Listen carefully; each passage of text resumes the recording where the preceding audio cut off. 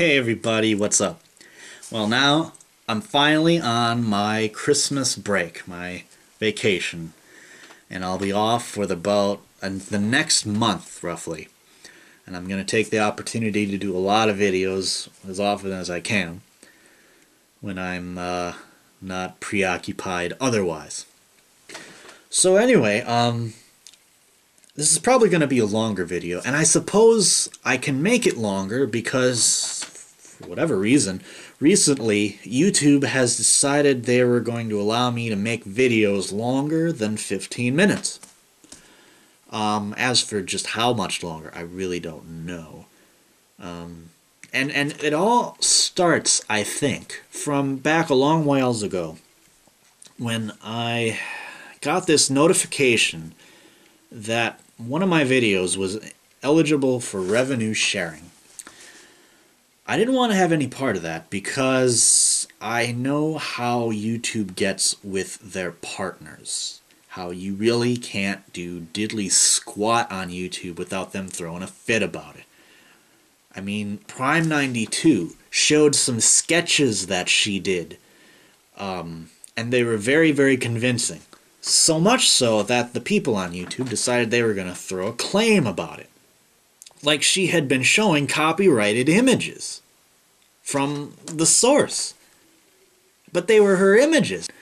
Point being, that's just an example of how psycho they are to partners. And if this revenue sharing has anything to do with the same kind of restrictions that they apply to partners, I want nothing to do with it. Because I love using music and other media in my videos.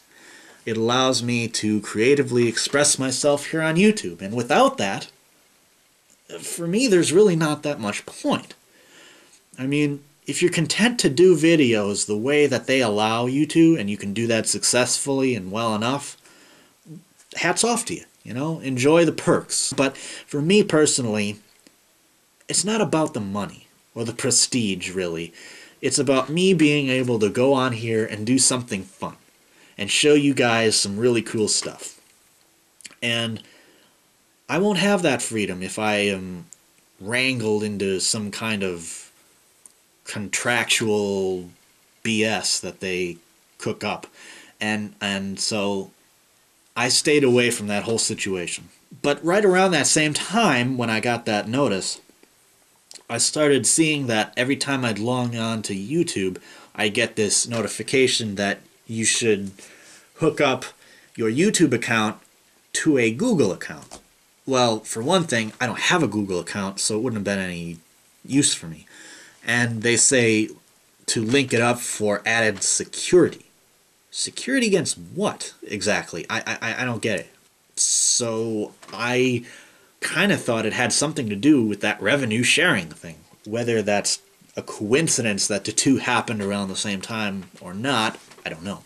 But point being, I stayed away from that too. Until recently, when they basically forced me to create a Google account and then link them together somehow, whatever their little process is. But whatever, I was not happy about that.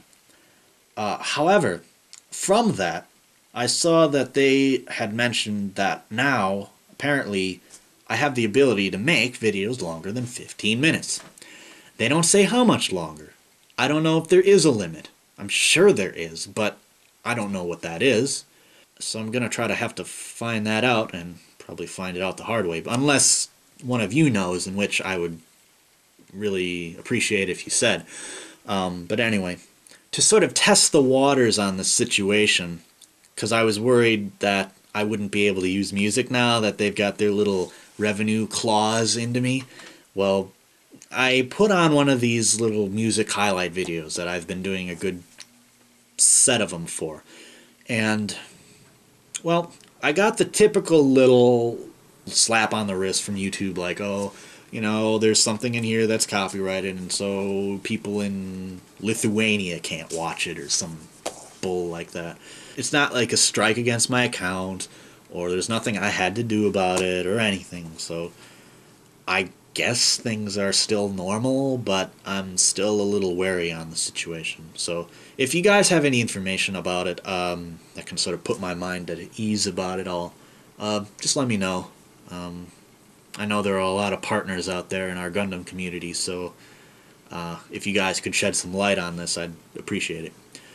But anyway, moving on. I wanted to go over the results for my Q&A video. I did a video a while back in which I asked you guys if you had any questions for me. So I got a few questions from these guys, so I'll read them off. Josie Berra was the first one to ask a question. And they asked, what was my first master grade? How scared was I to go into building a master grade? And did it turn out good?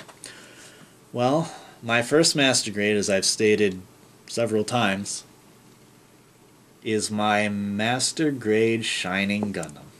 And I really, really love this kit. And I've had it for a good several years now. So it's held up. Even by the test of time, I still think it's one of the better master grades out there. Was I scared to build this? No, I really wasn't. And the reason because of that is that I was more excited to build it than anything else. When I first found it online, I was in the middle of watching G Gundam. And I was so hooked on the Shining Gundam and on the show in general, it was just really cool to me. And I thought there would be nothing better to start out the 1/100 scale kits with than this, because I really love G Gundam. And so I saw that there was the 1/100 high grade and the 1/100 master grade. But at the time, I really didn't know what the difference was. I looked at the two. I compared the way they looked, the features, the accessories, and the price. And I saw that for like, I don't know, $5 more or so, I could get this master grade instead of the high grade. And it looked like a far superior kit. Now, I didn't really know that the master grades were some kind of category all their own. I kind of thought that there was the high grade Shining Gundam, and then there was the Shining Gundam that was better than the high grade, which was called the master grade Shining Gundam. Not that master grade was its own separate category per se. So I didn't really come into it thinking the way that I think most of us do. Like we're moving up in a level of difficulty or grade. Even though that technically is what you're doing, I wasn't intimidated by it because I was just too excited. And when I first got this, it was the episode right after everything in the Guyana Highlands had gone about. When Domon first received the God Gundam, and then the episode right after that. And then I was opening up my Shining Gundam box, just as Domon was sort of like saying his little thought speech about how he'll honor the Shining Gundam, and how the God Gundam is the Shining Gundam in a new body, and it was just like way too cool. I was really excited about this. So, was I scared? No way. And did it come out good? Well, you tell me. I think it looks okay. I did the shoulders with Gundam marker gold, as well as inside the wrist areas there. And, I mean, I love the green hands, and painted the eyes and the forehead camera. Did some very minor panel lining and black detailing. But overall, I didn't do too much to this kit, actually, and I think it still turned out pretty good. And even by my standards of today, this could stand next to some of my other works and still look pretty nice, I think. But anyway, that's the answer to your question. Now, the next guy who asked a question has a name I can't even begin to pronounce. I'm sorry, but I'll put the name right here. And anyway, this person asks, have I ever used paint on ABS plastics? He wants to know because he wants to paint the inner frames of his models, but he fears the paint will have adverse effects on the plastic, like it'll break it. I know what you're talking about. I've heard of this issue before from other YouTubers who build Gundam models. Particularly, one that comes to mind is Gomen Chai, who many of us know as Kibo. And she has mentioned to me, at least, once, that she's had some trouble painting the inner frames of her kits. She's painted them, and then something's gone wrong with them. Now, I don't know why that is, and I don't know if that's because of ABS plastic.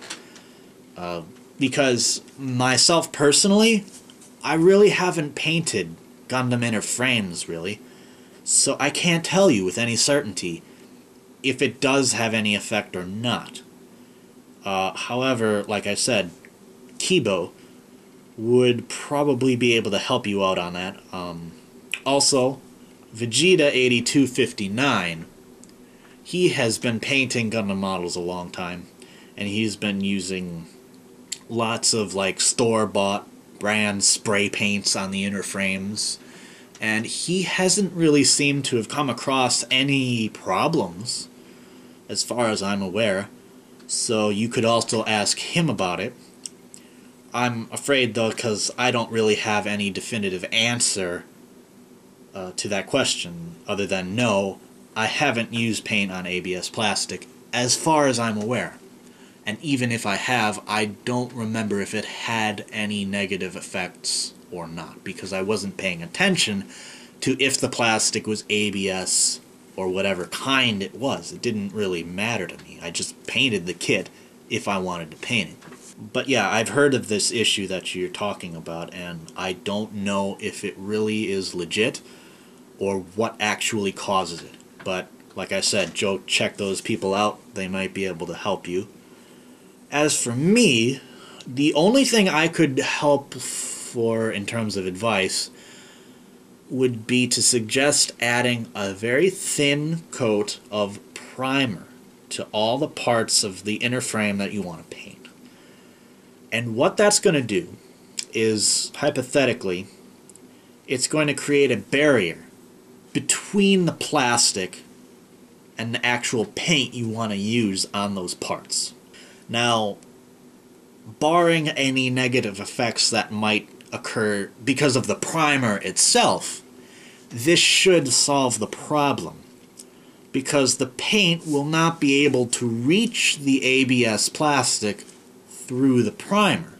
It's a protective coating in this instance, and it will help the paint stick better to boot. But like painting any inner frame in any way, you want to be very careful about that, because too much paint will stiffen the joints up way too much, and then you're just as likely to break something anyway, whether the paint has anything to do with it chemically or not. It becomes physically too much of a strain for the joints to handle, and you probably will snap something. So it's not something to take lightly. So be careful with whatever you decide to do, and go seek out more help on the matter, because I really don't have a solid, definitive answer for you on that. But anyway, moving on. We have Gundam Guns, who asks me, what are my modeling plans for the rest of the year into early 2011? And I suppose I can sort of also answer a part of a question asked by Jason H768. And that question was, when do I think I'll start building kits again?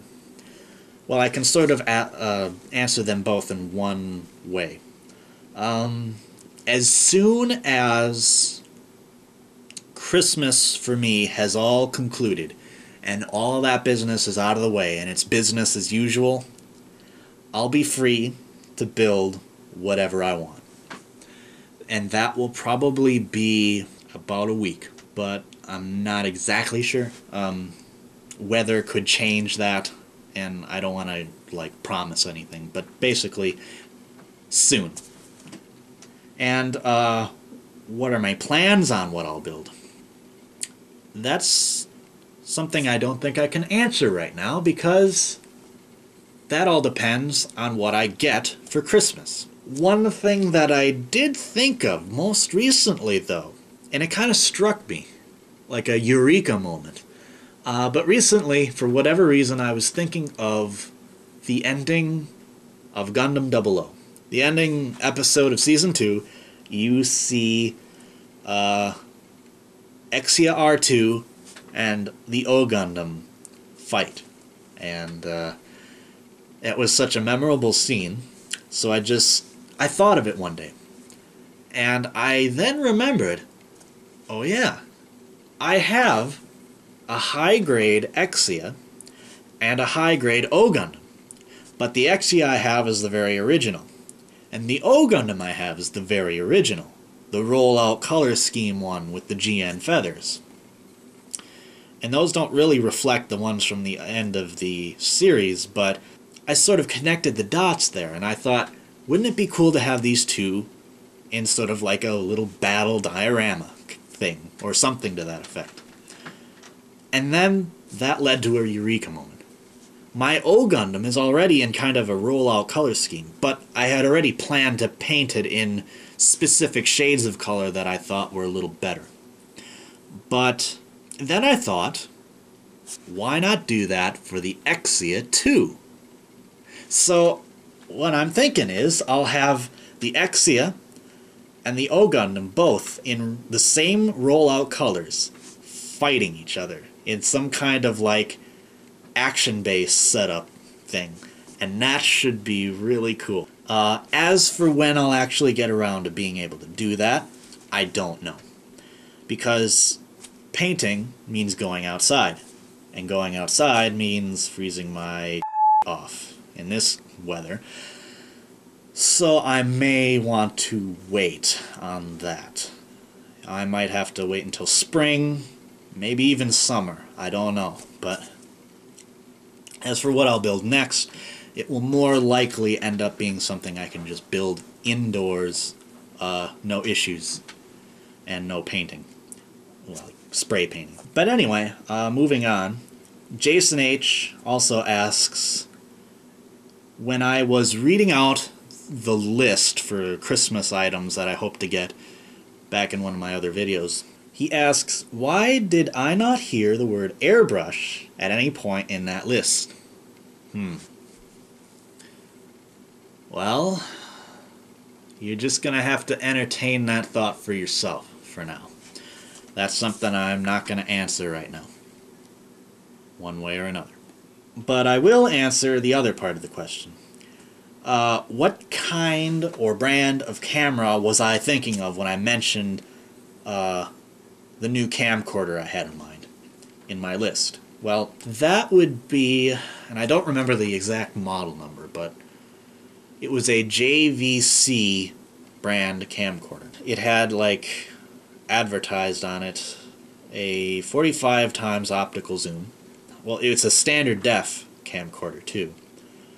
And it has a time-lapse option and something called like super low lux. Basically, it just shoots better video in low light than you might normally expect, which is all good things. And plus, just generally, the video quality I've seen in sample videos from both cameras, this camera and the new one seems a lot better. So if I get that, I'll show off specifically what it is, but I don't know if I will. There's plenty else I could be getting, and I really don't know what I would be getting.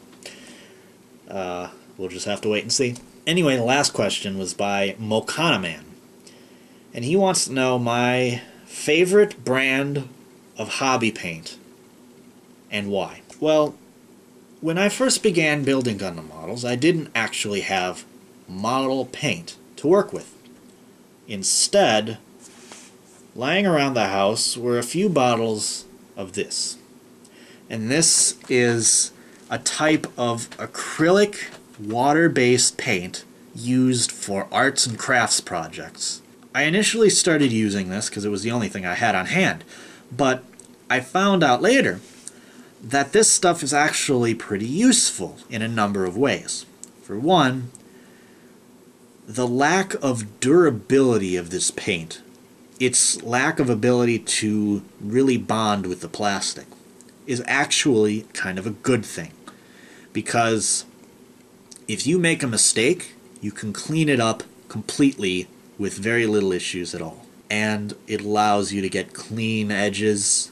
It allows you to do panel lining very easily. You just sort of take the paint on a brush, run it down the line, take a toothpick, scrape it across the line, and you've got a clean looking line.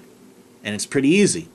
Or, even easier than that, you run some paint in the line, run your finger down it, and because the paint cleans so easily off the plastic, wiping your finger or something like that just across it, it's going to clean up all the excess, but leave a little paint down in the lines. And it really looks good. And as long as you can do it right, this paint is very versatile and helpful. And also, in this line of paints, they have neon colors. In this case, of course, neon red. And why I like the neon colors, in case you haven't been watching my channel lately, is because when I apply these colors, these neons, to some kind of part on my models, I can then turn on a black light, and any part with this kind of paint on it will glow under that black light. And it's great for things like painting the eyes of a Gundam, or like the weapon sights, or any other little details you want to make glow. Even those plain, ugly white beam sabers that are all like one piece, you can throw this kind of paint on there and they'll glow. It's really cool stuff. So in a way, I guess you might call this my favorite modeling paint, though it isn't really model paint. So to answer the question more fairly, sort of a chronological path I took in getting into more hobby-like paints, where first I ran into Krylon paints because they were at any local store and they were cheap and you got a lot of paint and there was a decent selection of colors, most of which suited my needs initially.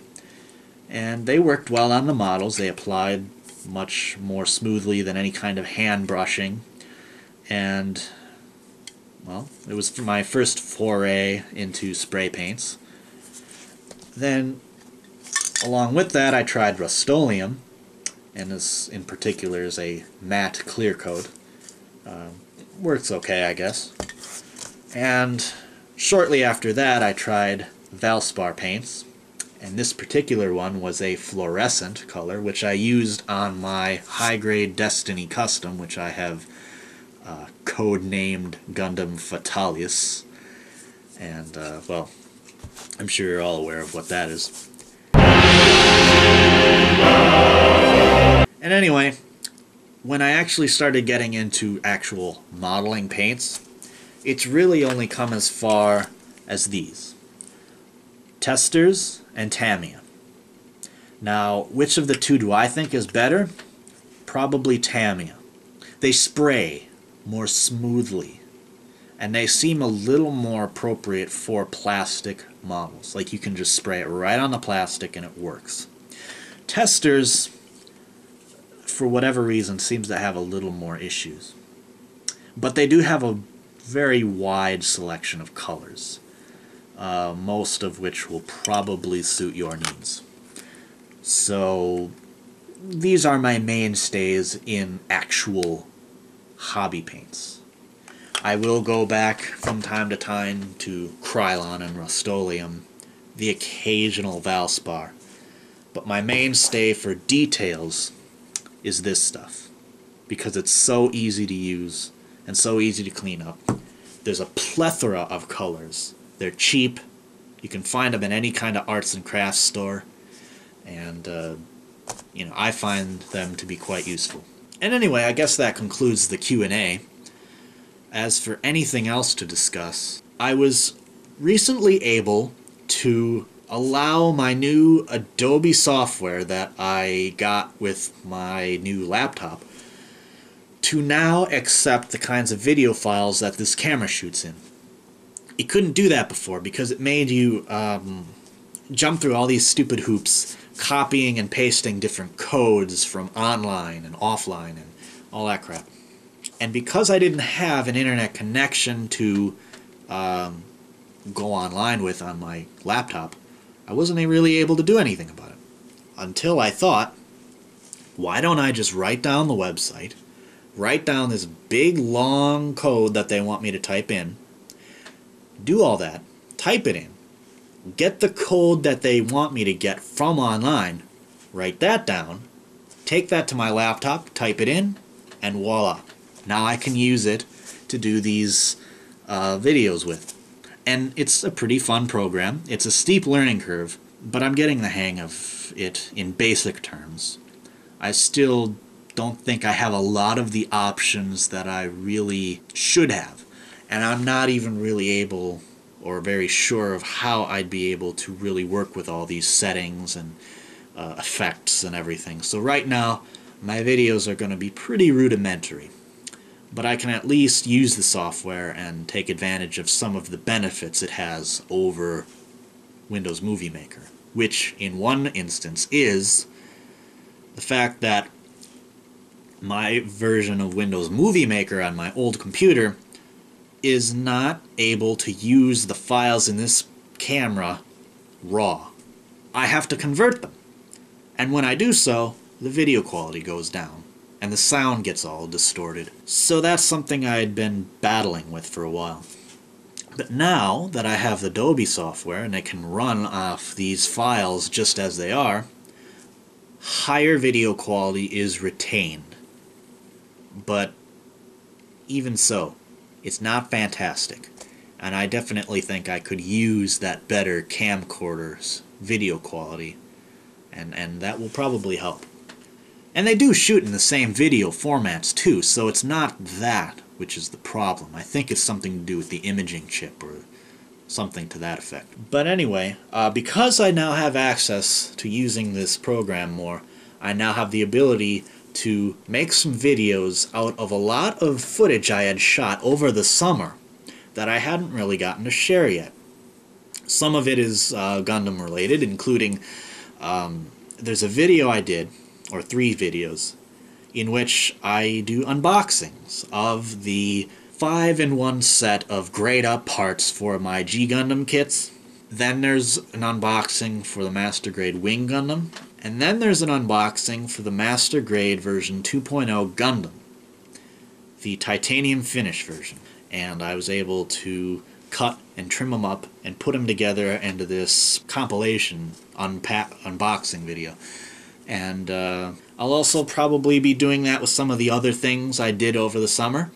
And hopefully they'll be of some interest to you. And, well, if not, you can always look forward to what will happen after Christmas. And, well, I guess I'm at like the 30-minute mark now, so I'm pushing it. I don't even know if this will upload or not, and it'll take a long time to. Anyway, so I'm done rambling.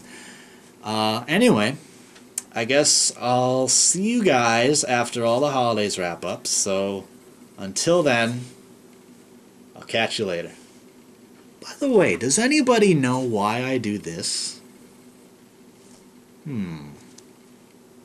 Leave a comment if you know. Anyway, take care everybody.